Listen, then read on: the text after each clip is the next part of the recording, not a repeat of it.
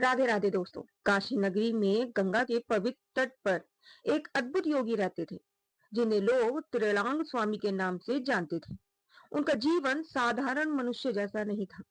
वे अक्सर गंगा के घाटों पर ध्यान में लीन रहते, शरीर पर भस्म लगाए और गले में रुद्राक्ष की माला धारण किए हुए दिखाई देते थे। लोग कहते थे कि उनमें स्वयं भगवान शिव की झलक दिखाई देती। एक दिन काशी में एक घमंडी धनवान व्यापारी आया। उसने सुना था कि त्रिलांग स्वामी बड़े सिद्ध योगी हैं, लेकिन उसे विश्वास नहीं हुआ। उसने सोचा कि ये सब लोगों की कल्पना होगी। वो स्वामी जी के पास गया और व्यंग करते हुए बोला, अगर आप इतने बड़े योगी हैं, तो कोई चमत्कार करके दिखाएं। त्रिलांग स्वामी शांत बैठे रहे। उन्होंने कोई उत्तर नहीं दिया। उनका मौन ही उनकी साधना थी। व्यापारी हंसने लगा और बोला, लगता है आपको कुछ नहीं आता।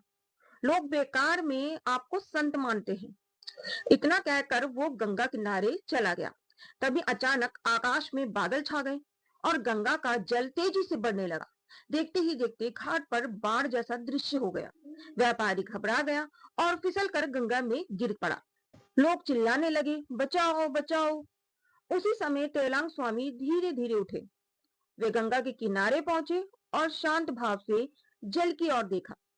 कहते हैं कि जैसे ही उनकी दृष्टि गंगा पर पड़ी, लहरें शांत होने लगी।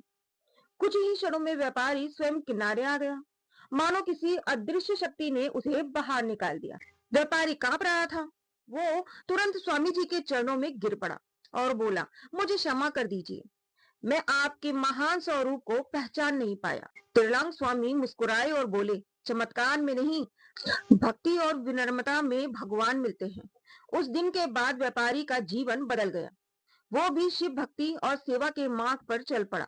काशी के लोग आज भी कहते हैं कि त्रिलांग स्वामी केवल एक संत नहीं थे, बल्कि शिव चेतना के जीवित स्वरूप थे, जो लोगों को अहंकार छोड़कर भक्ति और आत्मज्ञान का मार्ग दिखाने आए थे।